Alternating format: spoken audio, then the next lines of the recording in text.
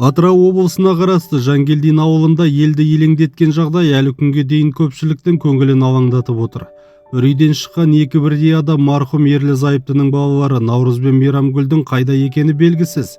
Арада біраз уақыт өтсе де олардың тағдыры туралы нақты дерек жоқ, ал іздестіру жұмыстары әлі де жалғасуда. Бұл оқиға ауыл тұрғындарының ғана емес, алыс жақын туыстарының да жанын күйзелтіп отыр. Жақындары күн сайын алаңдаулы күйде.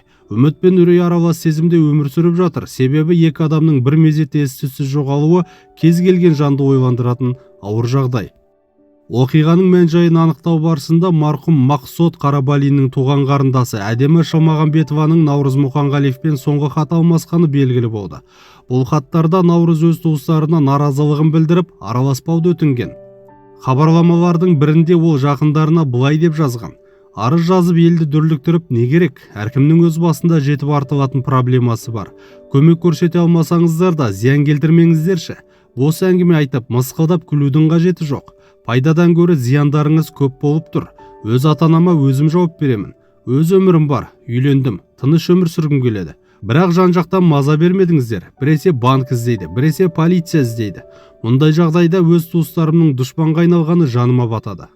Аталған хат 27 желтоқсан күні жіберілген. Сол күні Наурыз туыстарынан оның жеке өміріне араласпауды нақты түрде сұраған.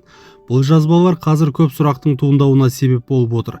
Себебі дәл осы хаттан кейін көп ұзамай Наурыз бен Мейрамгүлдің байланысы үзіліп, олардың қайда екені беймәлім күйде қалған.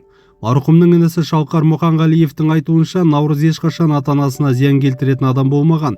Керісінше ол ауыл ішінде сыйлы, сабырлы, ешкімге қарызы жоқ, өз тіршілігін өзі жасап жүрген жан ретінде танылған. Өз ісімен ғана айналысып, елге де, туысқа да жаман аты шықпаған адам болғанын айтады. Осы себепті туыстары бұл жағдайға әлі күнге дейін сене алар емес. Мұндай әрекет Наурыздың болмысына мүлде келмейді дейді жақындары. Олар соңына дейін шындық ашылып, екі жастың тағдыры анықталады деп үміттеніп отыр.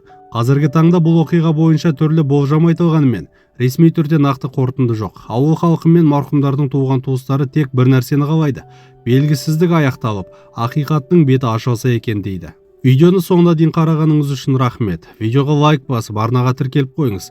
Және өз ойыңызды пікір алаңына міндетті түрде жаза кетіңіз.